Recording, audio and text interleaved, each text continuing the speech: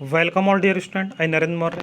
आज हम hydraulics and pneumatics में नए चैप्टर स्टार्ट करने आ रहे हैं जिसका नाम है कंपोनेंट्स ऑफ हाइड्रोलिक सिस्टम। तो कंपोनेंट्स ऑफ हाइड्रोलिक सिस्टम में हम देखेंगे, जैसे हमने अभी इससे प्रीवियस लेक्चर में हाइड्रोलिक सिस्टम के बारे में पढ़ लिया था, ठीक है। इससे आपके एमसीक्यू बहुत ज़्यादा नहीं बनेंगे, ठीक है। जो आपके प्रीवियस लेक्चर जो आपको ऑलरेडी हो चुके हैं उससे एमसीक्यू ज़्यादा बनेंगे। तो जो आपके चैप्टर हैं 3 लास्ट के, हाइड्रोलिक एंड न्यूमेटिक सिस्टम वाला हमने देखा था। तो हाइड्रोलिक एंड न्यूमेटिक सिस्टम जो आपका हाइड्रोलिक एंड न्यूमेटिक सिस्टम, उसमें हम वर्किंग देखी थी उसकी। तो वो दोनों क्या होते हैं, उससे एमसीक्यू बहुत सिंपल बनेंगे। हाइड्रोलिक में फ्लूइड होता है यूज़ ऑयल के रूप में, और न्यूमेटिक में यूज़ होता है हमारा एयर। और डिफरेंस वगैरह उसका देख लेना, बस इतने ही एमसीक्यू बन पाएंगे उसके पास। और लेकिन हमारा इसके बाद क्या है, कंपोनेंट ऑफ हाइड्रोलिक सिस्टम। तो हाइड्रोलिक सिस्टम के बारे में तो हम ऑलरेडी पढ़ चुके हैं। हाइड्रोलिक सिस्टम के बारे में ऑलरेडी हम पढ़ चुके हैं। हाइड्रोलिक सिस्टम वो सिस्टम कहलाता है जिसमें कि हम करते हैं द्रव का उपयोग यूज़ करके किसी सिस्टम द्वारा कोई कार्य करते हैं। तो किसी भी द्रव का यूज़ करके, जैसे ऑयल वगैरह का यूज़ करके हम पावर कोई कार्य कर रहे हैं, तो वो क्या कहलाता है, हाइड्रोलिक सिस्टम कहलाता है। अब इसके हम कंपोनेंट्स के बारे में पढ़ेंगे कि हाइड्रोलिक सिस्टम में कौन कौन से कंपोनेंट का यूज़ करते हैं। तो आपको ज़्यादा नहीं पता होना चाहिए इसमें, डायग्राम तो आप कोई मतलब ही नहीं है। तो आपको इसमें याद रखने हैं जो हाइड्रोलिक सिस्टम के जो कंपोनेंट हैं, तो हर एक कंपोनेंट का आपको इतना पता होना चाहिए किस कंपोनेंट का काम क्या होता है, बस इतना पता होना चाहिए। तो बहुत ज़्यादा नहीं है सिलेबस में इसमें, ठीक है। बहुत छोटा चैप्टर है वैसे आपको, क्योंकि अगर थियोरेटिकल पेपर होता तो पेपर आपका लॉन्ग हो जाता था इससे, क्योंकि इसमें क्या होता आपको पूरे डायग्राम बनाने पड़ते हैं हर एक सिस्टम के कंपोनेंट्स के। लेकिन आपको कंपोनेंट्स के यहाँ डायग्राम्स नहीं समझने हैं, सिर्फ समझने हैं, और उसका कार्य याद रखना है, सिर्फ किस कंपोनेंट का कार्य क्या होता है, ठीक है। जैसे मान लो उन्होंने दे दिया प्रेशर गेज का काम क्या है, तो ये आपको पता होना चाहिए प्रेशर गेज का काम क्या होता है। उन्होंने कह दिया प्रेशर रिलीफ वाल्व का काम क्या होता है, तो ये आपको पता होना चाहिए। उन्होंने कह दिया डायरेक्शन कंट्रोल वाल्व का काम क्या है, तो आपको ये पता होना चाहिए। तो बस उनके कार्य पता होना चाहिए। तो यहाँ पर हम क्या देखेंगे, एक बार हाइड्रोलिक सिस्टम को थोड़ा देखेंगे, फिर उसमें देखेंगे कौन कौन से उसके कंपोनेंट होते हैं और उन कंपोनेंट के क्या कार्य होते हैं, बस ठीक है। स्टार्ट करते हैं। तो अगर हम बात करें हाइड्रोलिक सिस्टम की, बात करते हैं सबसे पहले, जैसे कि आपको यहाँ पर डायग्राम दिखाया गया है, एक हाइड्रोलिक सिस्टम का डायग्राम है। कोई भी हाइड्रोलिक सिस्टम हो उसमें ये हमारे इंस्ट्रूमेंट यूज़ होते हैं। ऐसा है किसी में कुछ ज़्यादा भी यूज़ होते हैं, किसी में कुछ कम भी यूज़ होते हैं। जैसे अगर मान लो कोई लिफ्ट है, तो लिफ्ट में यूज़ हो रहा है, ठीक है। तो लिफ्ट में जो यूज़ हो रहे हैं कंपोनेंट वो हो सकते हैं अलग हो, ठीक। लिफ्ट में लिफ्ट को ऊपर लिफ्ट करने के लिए हाइड्रोलिक प्रेशर का बनाना ज़रूरी होता है, लेकिन उसमें प्रेशर को बनाने के लिए जिन इक्विपमेंट का यूज़ करा जाता हो ज़रूर नहीं है वही इक्विपमेंट हम और हाइड्रोलिक सिस्टम में भी यूज़ कर सकते हैं। समझ रहे हैं आप, मतलब कुछ हाइड्रोलिक सिस्टम में कुछ कंपोनेंट ज़्यादा यूज़ होते हैं, कुछ हाइड्रोलिक सिस्टम में कुछ कंपोनेंट कम यूज़ होते हैं, लेकिन हमें सभी कंपोनेंट्स के बारे में पढ़ना है। तो नॉर्मली यहाँ पे एक डायग्राम आपको दिया गया है, किस चीज़ का दिया गया है, एक द्रविक प्रणाली के मूल अवयव दिए हैं, मतलब कौन कौन से इसमें पार्ट्स होते हैं किसी भी हाइड्रोलिक सिस्टम में। ये किसका एग्जाम्पल दिया है, डोर का एग्जाम्पल दिया है। डोर का, जैसे आपने एक वेट लिफ्टिंग था, वेट लिफ्टिंग भी एक हाइड्रोलिक सिस्टम था। आप जैसे कई बार देखा आपने, डोर को खोलते हैं वो खुद ही बंद हो जाता है, तो उसमें एक सिस्टम लगा होता है अंदर पूरा। तो जो पूरा सिस्टम होता है उसके बारे में हम पढ़ना है इस बार, ठीक है। तो मतलब कोई भी द्रव, कई बार देखो आपने गेट होते हैं, अलग अलग तरह के गेट होते हैं। कुछ हाइड्रोलिक गेट ऐसे आते हैं जिन्हें आप खोलते हैं, खुलने के बाद बहुत आसानी से खुल जाते हैं और बहुत आसानी से खुद ही बंद हो जाते हैं। तो उसमें इस तरह का गेट के पीछे एक हाइड्रोलिक सिस्टम लगा होता है। उस सिस्टम में कौन कौन से पार्ट्स होते हैं उसका डायग्राम दिया है, ठीक है। इससे हमें ज़्यादा ही पार्ट्स पढ़ने हैं, क्योंकि कुछ पार्ट्स इसमें यूज़ होंगे, कुछ पार्ट्स और जो डिवाइस होते हैं उनमें यूज़ होते हैं, ठीक है। तो आपको सारे ही कंपोनेंट पढ़ने हैं जो हाइड्रोलिक सिस्टम में यूज़ हो सकते हैं या होते हैं, ठीक है। देखते हैं हाइड्रोलिक सिस्टम में कौन कौन से कंपोनेंट हैं इसमें। जैसे यहाँ पे डोर है, डोर को ओपन करना है, क्लोज करना है, तो यहाँ पे एक क्या लगा है, यहाँ पे डबल एक्टिंग सिलेंडर लगा है, ठीक है।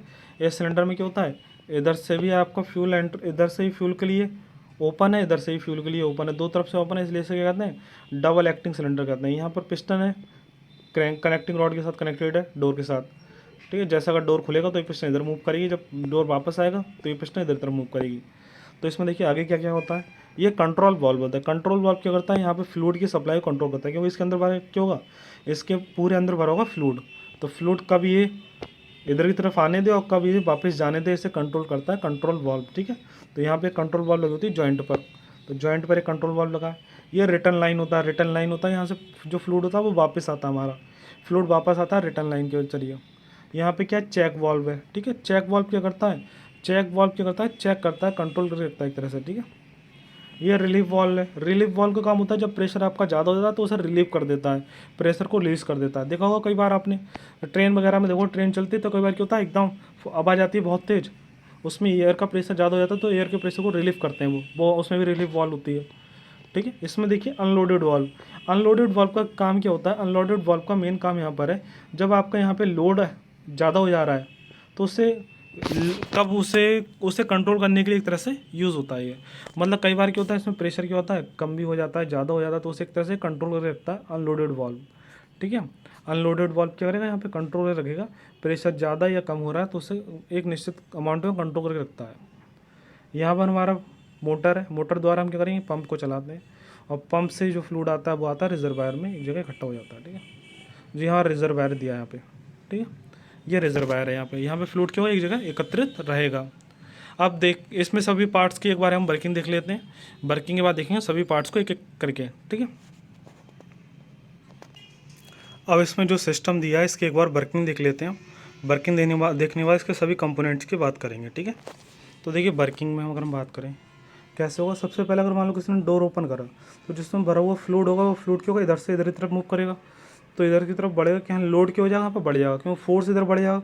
जब ये खुलेगा तो इधर तरफ क्या होगा, पिस्टन आपका इधर से इधर तरफ भागेगा, पिस्टन भागने के बाद क्या जो फ्लूइड होगा वो प्रेस होने लगेगा, और प्रेस होने के बाद क्या होगा वो इधर की तरफ आ जाएगा, और यहाँ पे लोड बढ़ने के बाद क्या होगा, ये जो वॉल्व है हमारी, ये वॉल्व क्या करेगी, यहाँ पे लोड बढ़ने के बाद यहाँ से वॉल्व अपन, ये वाली वॉल्व हमारी खुल जाएगी, ठीक है। और वॉल्व खुलने के बाद यहाँ से क्या होगा, यहाँ से हमारा जो फ्लूइड होगा, ठीक है, वो आगे बढ़ेगा, आगे बढ़ेगा, यहाँ से फ्लूइड आगे बढ़ने के बाद क्या होगा, देखिए अभी तो यहाँ पे जो हमारा प्रेशर है वो बढ़ने के, अनलोडेड वाल्व की इससे क्या होगा, होता हुआ फ्लूइड यहाँ पर आएगा, पंप में आएगा, और इससे पहले रिलीफ वाल्व क्या करेगा, उसका थोड़ा प्रेशर कम कर देगा। प्रेशर कम करने के बाद क्या होगा, यहाँ पे जैसे हमारा ये आ गया पंप में, पंप क्या करेगा, इसे रिजर्वायर तक पहुँचाएगा कैसे, मोटर द्वारा चलाने के बाद पंप इसे रिजर्वायर में ले जाएगा फ्लूइड का, और जो फ्लूइड है वो चेक वाल्व से रिटर्न लाइन से होकर यहाँ पर आ जाएगा, और इसमें कंट्रोल वाल्व से इधर भर जाएगा, क्योंकि फ्लूइड हमारा इधर की तरफ भरा जा रहा है और इधर से यहाँ पे जा रहा है, तो क्या होगा, हमारा पिस्टन इधर तरफ भागने लगेगा।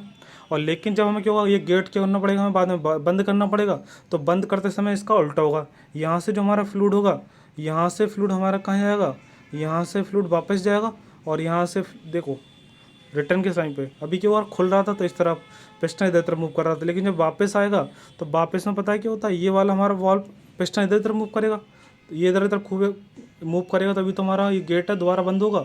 तो बंद करने के लिए क्या होगा इसमें सिस्टम, तो जो हमारा मोटर है वो रिजर्वायर से लेगा द्रव, और द्रव को यहाँ से लाएगा और यहाँ पर भरना स्टार्ट कर देगा, और यहाँ से द्रव क्या होगा, निकलने लगेगा, इधर से द्रव निकलेगा और इधर भरा जाएगा, तो पिस्टन इधर तरफ मूव करेगी, जिससे हमारा गेट बंद हो जाएगा, ठीक है, समझ गए होंगे आप,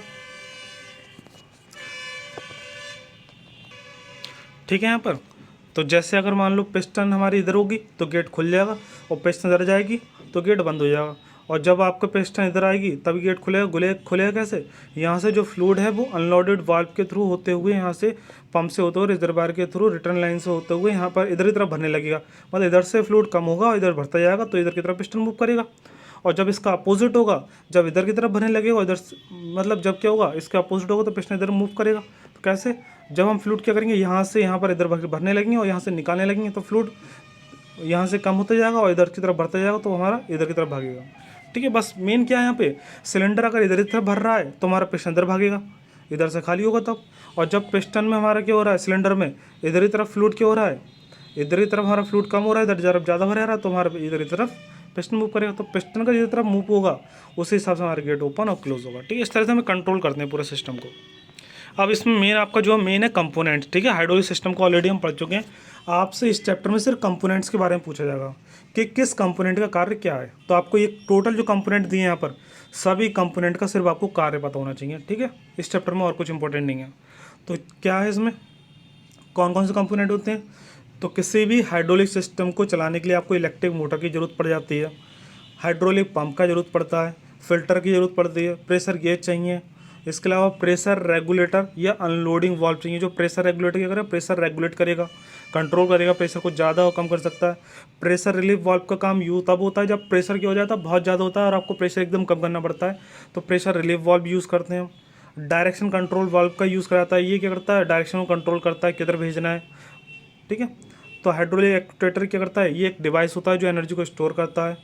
भार लोड का क्या काम होता है, चेक वाल्व का क्या काम होता है, रिजर्वायर का क्या काम होता है, और इसके बाद main fold, house, tube, fitting और कपलिंग, इन सब इक्विपमेंट्स के बारे में आपको पता होना चाहिए कौन से इक्विपमेंट का क्या काम है। बस इसमें सिर्फ आपको कंपोनेंट्स से रिलेटेड एमसीक्यू पूछे जाएंगे पेपर में, ठीक है। तो हम इन सब के जितने भी कंपोनेंट्स हैं, इन सभी कंपोनेंट्स को एक एक करके देखेंगे, ठीक है। स्टार्ट करते हैं, सबसे पहले हम स्टार्ट करते हैं, ठीक है। ये सारे कंपोनेंट हैं, इसमें कौन कौन से कंपोनेंट यूज़ हो रहे हैं ये देखिए। सबसे पहले हमारा है इलेक्ट्रिक मोटर। तो आपको पता है इलेक्ट्रिक मोटर क्या है, एक ऐसा डिवाइस होता है जो क्या करता है, हमारी इलेक्ट्रिकल ऊर्जा को कन्वर्ट करता है किसमें, मैकेनिकल ऊर्जा में। तो इलेक्ट्रिकल मोटर क्या करता है, इसका मेन काम होता है पंप को चलाने का काम होता है। तो एक विद्युत मोटर अथवा अन्य कोई शक्ति स्रोत का कार्य पंप को चलाने के लिए किया जाता है, ठीक है। तो विद्युत मोटर का कार्य क्या होता है, यहाँ पर हाइड्रोलिक सिस्टम के अंदर विद्युत मोटर काम होता है पंप को चलाने का काम होता है, ठीक है। तो हमारा पहला हो गया, इलेक्ट्रिक मोटर हो गया। अगला देखते हैं द्रविक पंप। हाइड्रोलिक पंप का कार्य क्या होता है, हाइड्रोलिक पंप क्या होता है, हाइड्रोलिक पंप का मेन काम क्या होता है, एक द्रविक पंप का कार्य विद्युत मोटर अथवा अन्य शक्ति स्रोतों से प्राप्त यांत्रिक ऊर्जा को द्रव ऊर्जा में बदलने का होता है। इस दाब ऊर्जा का प्रयोग गति करने वाले यंत्र एक्ट्यूएटर को परिचालित करने के लिए होता है। पंप द्रव तल हाइड्रोलिक फ्लूइड को धकेल का प्रभाव उत्पन्न करता है। तो हमारा जो हाइड्रोलिक पंप होता है, हाइड्रोलिक पंप क्या होता है, एक ऐसा डिवाइस होता है जो क्या करता है, मैकेनिकल एनर्जी को ये कन्वर्ट कर देता है किसमें, हाइड्रोलिक एनर्जी में, और फ्लूइड का प्रोडक्शन करता है, मतलब द्रव का प्रवाह कराना स्टार्ट कर देता है हाइड्रोलिक पंप। तो हाइड्रोलिक पंप का उपयोग करके हम द्रव का प्रवाह कराते हैं, इसमें मैकेनिकल एनर्जी को ये कन्वर्ट कर देता है हाइड्रोलिक एनर्जी में। आपको ये याद रखना है हाइड्रोलिक पंप में, ठीक है। फिल्टर, ये तो पता ही है, फिल्टर का मेन काम क्या होगा हाइड्रोलिक सिस्टम में, द्रव को छानने का काम कौन करता है, फिल्टर काम करेगा। इससे फिल्टर भी कहते हैं या फिर स्ट्रेनर कहते हैं। स्ट्रेनर क्या होता है, वो छलनी जैसा होता है उसमें, फिल्टर थोड़ा अलग होता है, लेकिन दोनों काम क्या होता है यहाँ पे, दोनों का एक तरह से छानने का ही काम होता है वाटर को, ठीक है। तो यहाँ पे अलग अलग दिए हैं, यहाँ पे जैसे छलनियाँ भी दिया है, फिल्टर भी दिया है। तो छलनी जो होती है इससे स्ट्रेनर कहते हैं। स्ट्रेनर काम क्या होता है, छलनियों का प्रयोग द्रव तल में उपस्थित बाह्य पदार्थों के मोटे कणों को सबसे पहले फिल्टर करके अलग करने के लिए किया जाता है। अगर मोटे मोटे कण होते हैं तो उसे अलग करने के लिए हम स्ट्रेनर द्वारा अलग कर देते हैं, और उसके बाद जो हमें द्रव प्राप्त होता है उस द्रव में कुछ ऐसे मॉलिक्यूल्स होते हैं जो हमें नहीं चाहिए, उन्हें रिमूव कराता है with the help of filter. मतलब बड़े बड़े कणों को हम छलनी द्वारा छानते हैं, फिर उसके बाद हम फिल्टर का उपयोग करके और उसे प्योर कर लेते हैं, ठीक है। इसके बाद देखते हैं 3 डिवाइस हो गए। चौथा हमारा कौन सा है, दाब गेज। दाब गेज के बाद में देखें तो हम इसे हम कहते हैं प्रेशर गेज। प्रेशर गेज का काम क्या होता है, दाब प्रणाली में जो हमारा दाब वगैरह होता है उसका मेजरमेंट करते हैं मेनली। प्रेशर गेज क्या होता है, प्रेशर गेज, दाब गेज एक ऐसा इंस्ट्रूमेंट होता है विच can be used for measuring the pressure. तो प्रेशर मेजरिंग का काम होता है, अगर मान लो किसी पाइप में द्रव का प्रभाव हो रहा है या किसी रिजर्वायर में द्रव है तो उसके अंदर कितना प्रेशर, उसे मेजर करने के लिए हम प्रेशर गेज का यूज़ करते हैं। तो प्रेशर गेज क्या है, pressure gauge is a device which can be use to measure the pressure. अगला इसके बाद हमारा पाँचवा पॉइंट क्या है, दाब नियंत्रक। इसे हम अनलोडिंग वाल्व भी कहते हैं, मतलब दाब नियंत्रक भी कहते हैं, साथ में इसे अनलोडिंग वाल्व भी कहते हैं। प्रेशर रेगुलेटर और अनलोडिंग वाल्व, ठीक। तो बात एक ही है, प्रेशर रेगुलेटर का काम क्या होगा, प्रेशर को रेगुलेट करने, और मतलब रेगुलेट करने मतलब क्या, प्रेशर को अपनी सुविधा अनुसार, कभी प्रेशर ज़्यादा हो गया तो उसे कम कर देना और कभी प्रेशर कम हो गया तो उसे बढ़ा देना। तो प्रेशर को रेगुलेट करता है, कंट्रोल करके रखता है प्रेशर रेगुलेटर। और अनलोडिंग वाल्व का भी काम सेम ही होता है। यहाँ पे लोड बढ़ने का मतलब क्या, प्रेशर बढ़ गया तो वो कम कर देता है द्रव का प्रवाह, द्रव का प्रवाह कम होने के बाद क्या होता है, लोड कम हो जाता है, मतलब प्रेशर कम हो जाता है। तो बात एक ही है, ठीक है, दोनों का काम यहाँ पे सेम है। लोडिंग का मतलब सिर्फ यहाँ पे एक तरह से है, जो प्रेशर बढ़ जाता है, प्रेशर के कारण जो लोड होता है जनरेट, मतलब उस पर जो फोर्स लग रहा है तो वो उसको क्या करता है, वो कंट्रोल करता है। तो उसे कंट्रोल करने का मतलब क्या है, प्रेशर को ही कंट्रोल कर रहा है वो। तो ये हमारा प्रेशर रेगुलेटर और अनलोडिंग वाल्व दोनों काम क्या है, दाब नियंत्रक हैं। तो आपको बस इतना पता होना चाहिए, एक एक पॉइंट सिर्फ। तो ये क्या, इसका इनका काम क्या है, प्रेशर को कंट्रोल करना, दाब को बढ़ा और कम कर सकते हैं हम, कौन, प्रेशर रेगुलेटर, ठीक है। तो प्रेशर रेगुलेटर हो गया। अब इसके बाद हम पढ़ेंगे वॉल्व के बारे में।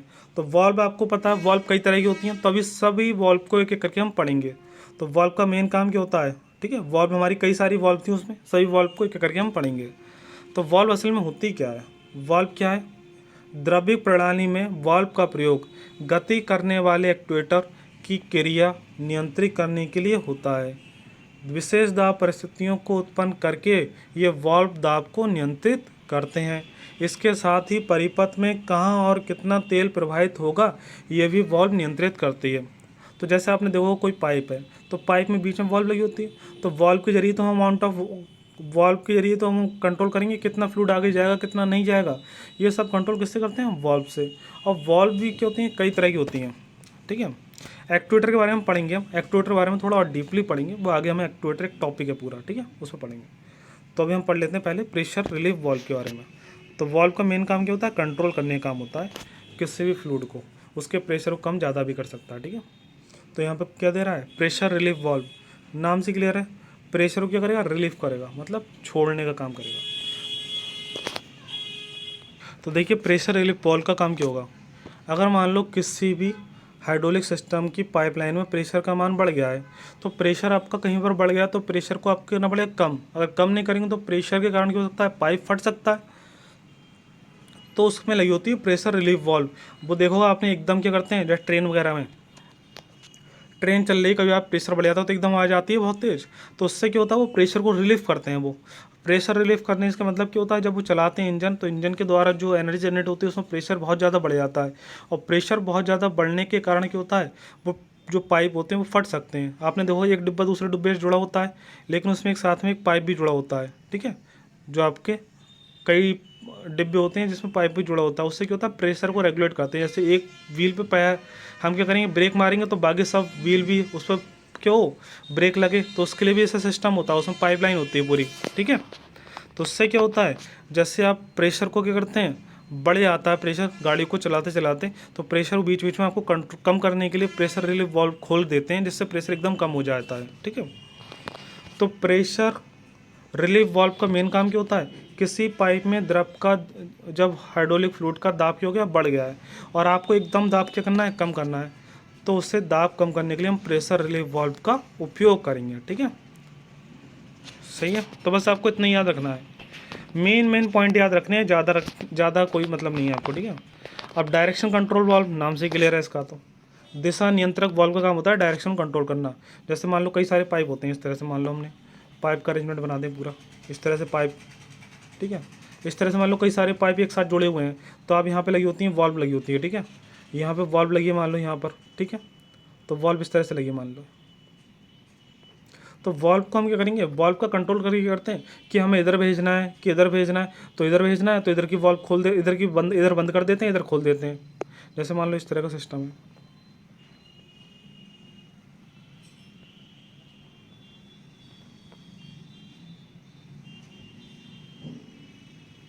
जैसे इस तरह का सिस्टम है, ठीक है। जैसे मान लो द्रव यहाँ से आ गई, इधर की तरफ चले जाएगा, लेकिन ये वॉल्व अभी बंद है, लेकिन जब इस वाली वॉल्व को हम घुमा के इधर कर देंगे तो वाटर हमारा इधर से इधर फ्लो करने लगेगा। तो इससे क्या होता है, डायरेक्शन कंट्रोल वाल्व का मेन काम होता है द्रव की डायरेक्शन को कंट्रोल करके रखता है कि किधर हमें भेजना है, उधर की तरफ ही वो जाए फ्लूइड, ठीक है। इसमें क्या होता है, कई सारी पाइपलाइन जब आपस में कनेक्ट होती है तो वहाँ पर हम डायरेक्शन कंट्रोल वाल्व लगा देते हैं कि कभी द्रव को आपको क्या करना आता है, कभी द्रव को इधर भेजते हैं आप, कभी इस पाइपलाइन में इधर की तरफ भेजते हैं, तो डायरेक्शन कंट्रोल करना, कब इधर भेजना है कब इधर भेजना है, उसे हम कंट्रोल कर उस डायरेक्शन को कंट्रोल करते हैं with the help of direction control valve के जरिए। ये क्या होती है, एक तरह की मैकेनिकल वाल्व होती है, ठीक है, पूरा मैकेनिकल अरेंजमेंट होता है इसका। आगे देखते हैं अगला जो हमारा है, ये आ गया आपका इंपॉर्टेंट, ठीक है। एक्चुएटर बहुत आ रहा था ये वर्ड। एक्चुएटर जो होता है बहुत इंपॉर्टेंट टॉपिक में से एक है, हाइड्रोलिक एक्चुएटर। ये क्या होता है, ये देखिए पहले डेफिनेशन पढ़ लेते हैं पूरी, फिर बताते हैं तुम्हें। इसमें हम बात करें, एक्चुएटर क्या होता है, बहुत अच्छा डिवाइस होता है, एक तरह से हाइड्रोलिक एनर्जी को स्टोर कर लेता है, और उस एनर्जी को स्टोर करके क्या करता है, जब आपको ज़रूरत पड़ती है तब आप यूज़ कर सकते हैं आप अपनी सुविधा अनुसार, वो भी कन्वर्ट करके। तो देखते हैं इसमें क्या होता है। हाइड्रोलिक एक्चुएटर की बात करें, एक द्रविक एक्चुएटर का कार्य दाब ऊर्जा प्राप्त करके, दाब ऊर्जा को क्या करता है, स्टोर कर लेता है, एक तरह से दाब ऊर्जा को प्राप्त करके उसे यांत्रिक बल या गति में परिवर्तित कर सकता है। ये ये एक्चुएटर रेखीय अथवा घूर्णी हो सकते हैं। मतलब ये एक्चुएटर जो होते हैं वो रेखीय गति भी उत्पन्न करने वाले हो सकते हैं या घूर्णन गति भी उत्पन्न करने वाले हो सकते हैं। मतलब लीनियर और रोटेशनल दोनों तरह के मोशन को कन्वर्ट कर सकता है। मान लो हाइड्रोलिक एनर्जी स्टोर कर ली इस द्रव ने, और द्रव में स्टोर करने के बाद तो कुछ एक्चुएटर ऐसे होते हैं जो क्या करते हैं, लीनियर कह सकते हैं लीनियर मोशन जनरेट करेंगे, और कुछ होते हैं जो रोटेशनल मोशन जनरेट करते हैं। तो दोनों तरह के हमारे एक्चुएटर होते हैं। एक रेखीय एक्चुएटर निर्गत बल अथवा गति को एक सीधी रेखा में प्रदान करता है। लीनियर एक्चुएटर का मतलब क्या होता है, वो सीधी गति में ले जाएगा, सीधी गति में मूवमेंट कराएगा, मतलब लीनियर मोशन देगा। और इसमें प्राय सिलेंडर इसे प्राय सिलेंडर कहा जाता है जिसके अंदर वो लीनियर मोशन प्रोवाइड करता है। जैसे पिस्टन वगैरह होती हैं तो उसमें क्या होता है, तो लीनियर मोशन होता है सिलेंडर के अंदर, तो वो क्या होता है हमारे सब, ये सिलेंडर कहा जाता है इस पूरे पोर्शन को। परंतु कभी कभी इसे रैम, पश्चाग्रत व घूर्णी मोटर भी कहा जाता है। तो देखो इसके वर्किंग समझ लेते हैं एक बार। जैसे आपने क्या करा, यहाँ पर आपको एक डिवाइस दिख रहा है, इसके ऊपर हमने एक बेड रख देते हैं, ठीक है, बेड रख दिया। इसके ऊपर एक पहले क्या करा, इसे बंद करने के लिए सिस्टम लगा दिया, इसके ऊपर बेड रख देते हैं छोटे छोटे कई तरह से, ठीक है। ऊपर से बेड रख देते हैं, यहाँ से फ्लूइड जो होता है वो पंप के जरिए आता है, यहाँ पर भर जाता है। फ्लूइड पूरा भर जाएगा तो इसके अंदर क्या होगा, एनर्जी स्टोर हो जाएगी इसके अंदर, क्योंकि ऊपर से बेड लग रहा है और अंदर फ्लूइड भरा हुआ है, तो इसके अंदर दाब स्टोर हो गया है। अब इससे क्या करता है, ये अलग से कनेक्शन होता है, वो क्या करता है, इस एनर्जी का उपयोग करता है मैकेनिकल एनर्जी में, मतलब मैकेनिकल एनर्जी में कन्वर्ट कर देता है। हाइड्रोलिक जो एनर्जी थी यहाँ पे द्रव की ऊर्जा स्टोर कर ली इसने प्रेशर की फॉर्म में, उसे कन्वर्ट कर देगा ये मैकेनिकल एनर्जी में। कैसे, तो यहाँ पर एक ऐसा डिवाइस कनेक्ट कर देगा, जैसे लीनियर मोशन करना है मान लो, तो लीनियर मोशन करना है तो इस ऊर्जा का यूज़ करते हैं हम लीनियर मोशन में या फिर रोटेशनल मोशन में। तो मेनली ये समझ लीजिए एक्चुएटर क्या होता है, एक ऐसा डिवाइस होता है जिसकी सहायता से हम क्या करते हैं, किसी भी द्रव की एनर्जी को स्टोर करते हैं एज अ प्रेशर एनर्जी, और उसके बाद जब आपको रिलीज़ करना होता है, जिसके द्वारा कोई डिवाइस चलाना होता है, उस डिवाइस को हम इससे चला सकते हैं, ठीक है। तो आपका हाइड्रोलिक एक्चुएटर आपको समझ में आ गया हो क्या होता है। तो मेनली हाइड्रोलिक एक्चुएटर क्या करता है, द्रव ऊर्जा को स्टोर कर लेगा, स्टोर करने के बाद उस एनर्जी को, क्योंकि एनर्जी कभी खत्म नहीं होती है, बस एक रूप से दूसरे रूप में परिवर्तित कर सकते हैं। तो उसमें एक इस तरह का सिस्टम लगा देते हैं जिससे उस एनर्जी को वो मैकेनिकल एनर्जी में कन्वर्ट करके यूज़ कर सकता है, ठीक है। इसका एग्जाम्पल दिखाएं, देखिए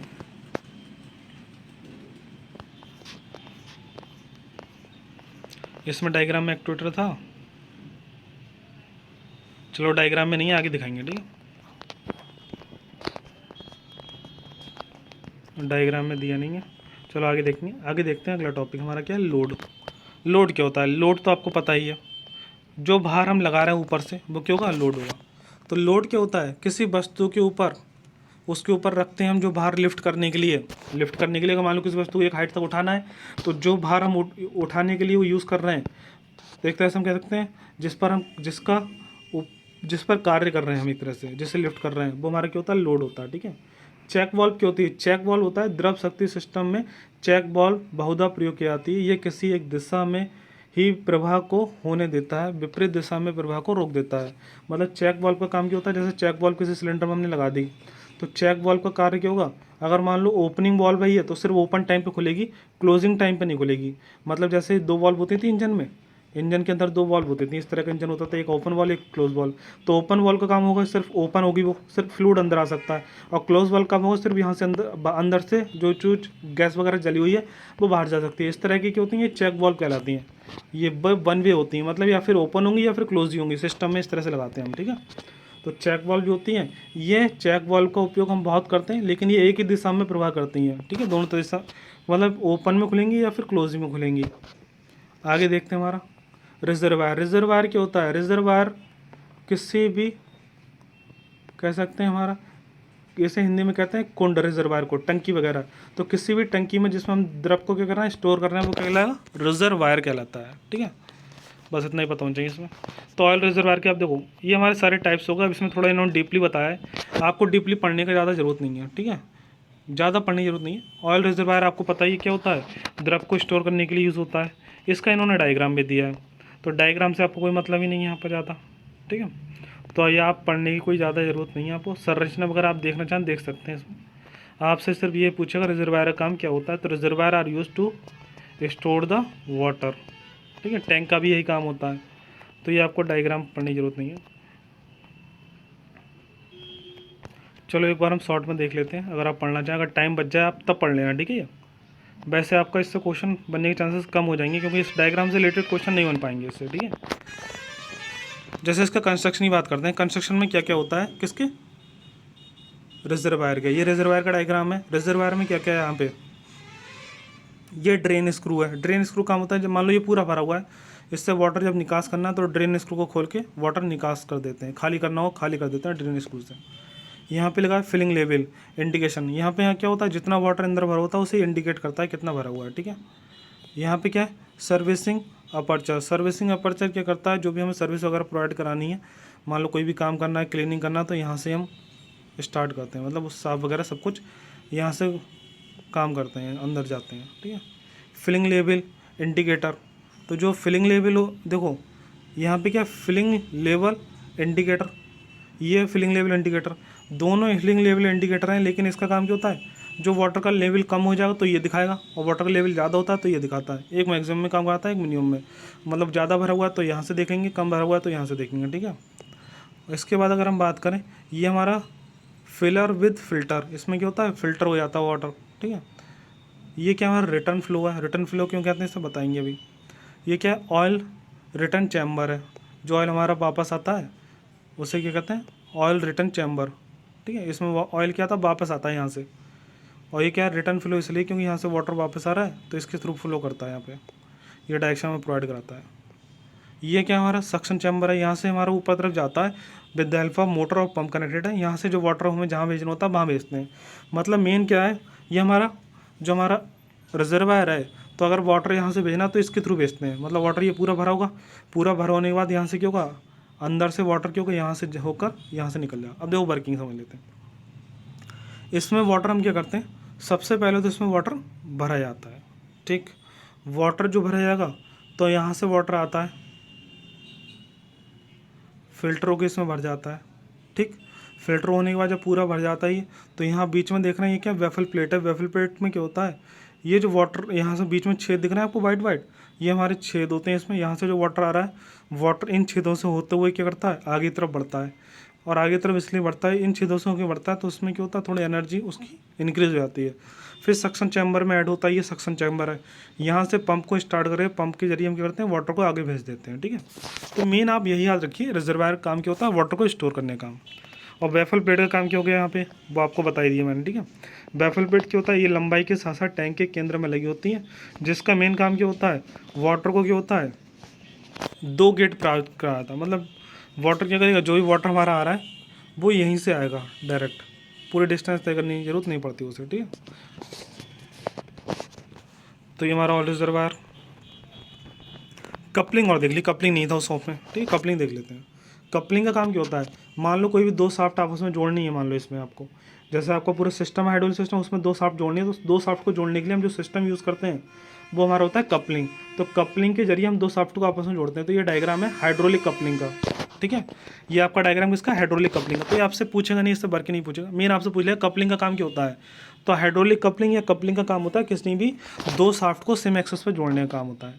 तो एक शाफ्ट हमारी ये, एक शाफ्ट ये वो शाफ्ट है जो हमें क्या करेगा, पावर जनरेट करेगा। इसके जरिए पावर जनरेट होने के बाद इसकी पावर को हमें इसमें ट्रांसमिट करना है। तो इस शाफ्ट को हमने क्या करा, इस शाफ्ट को और इस शाफ्ट को दोनों को एक कपलिंग डिवाइस ले लिया, ये कपलिंग डिवाइस है, इसके जरिए जोड़ दिया। तो इसमें क्या होता है, ये हाइड्रोलिक कपलिंग है, तो इसके अंदर क्या भरा है, अंदर फ्लूइड भरा है ये सब।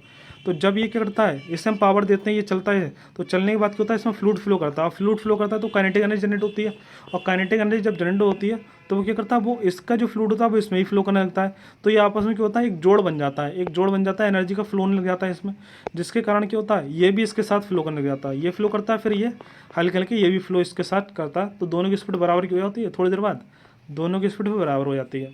तो कपलिंग का मेन काम ये समझ लीजिए, 2 शाफ्ट को आपस में जोड़ने के लिए यूज़ करते हैं, ठीक है। आगे देखते हैं।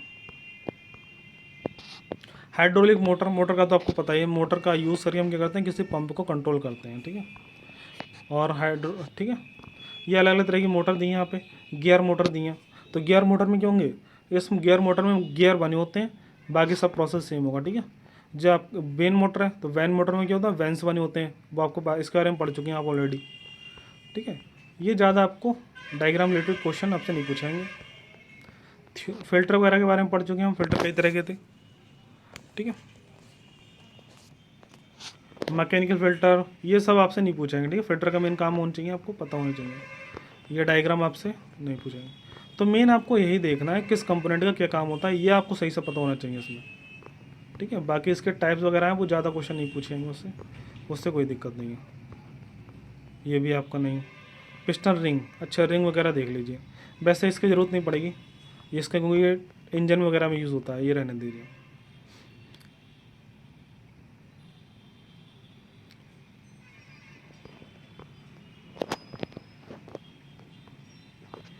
ठीक है, सिलिकॉन वगैरह। रिंग वगैरह का ऑलरेडी आपको पता ही है, रिंग हम यूज़ करते थे इंजन वगैरह में, इंजन वगैरह में यूज़ होता था। वो ऑयल को क्या करता था, ऑयल को इधर एक तरफ से दूसरी तरफ नहीं आने देता था। ये नहीं पूछा है आपसे, ठीक है। जो कंपोनेंट आपको पढ़ा दिए गए बस उतना ही काफ़ी है, इसके अलावा आपको कुछ पढ़ने की जरूरत नहीं है, कुछ भी बाहर से नहीं आएगा, ठीक है। तो इस चैप्टर, ये चैप्टर आपका ख़त्म हो गया, ठीक है।